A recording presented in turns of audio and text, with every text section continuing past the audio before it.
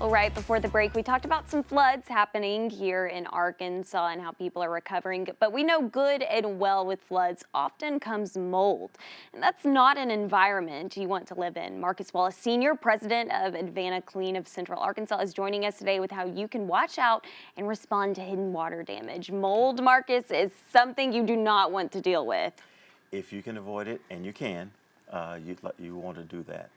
And so one of the ways to do it is to get to the problem as quickly as possible and get it dried up, cleaned up, and then ready for reconstruction so you can be safe and healthy. And why is that hidden water damage such an important concern during this time? Well, any water that comes in, if you get it taken care of quickly, great. The quicker the better. But when you don't see it and it's a slow leak and you don't realize it until you see maybe floors buckling or you see mold on the sheetrock that's wicked up, by that point it's already a problem and could be harmful and possibly costly. And what types of mold can grow in a home after a flood? After flood specifically, one of the black molds is prevalent because water comes from outside.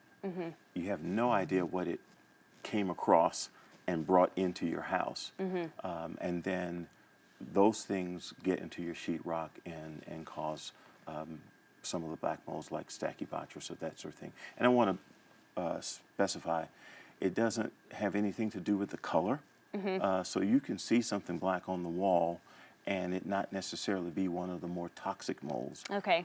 But mold comes in a lot of different colors, and it doesn't matter if it's dark, green, yellow, it can be toxic. Absolutely. It's something that's so important to pay attention to, but something, like you said, you may not catch it right off the bat. How long does it typically take you to see some of that hidden water damage? It can take as little as 48 hours. We did have a situation where it happened in less than 24 hours. Wow. Because it came from a hot water tank in a closed up room and it just took off. And where should homeowners look for some of that mold? The best place to look is anywhere you have plumbing running through your house. The bathroom, underneath the sink, your HVAC system, behind the refrigerator, the dishwasher, anywhere water can be running through plumbing, hidden, small leak, takes a while, and then by the time you notice it, you have a bigger problem than you realize. Absolutely. And of course, there's probably some things you may want to toss out after, of course, a flood hits your home. Some things that you may want to be a little cautious of. What are some things that you should toss out?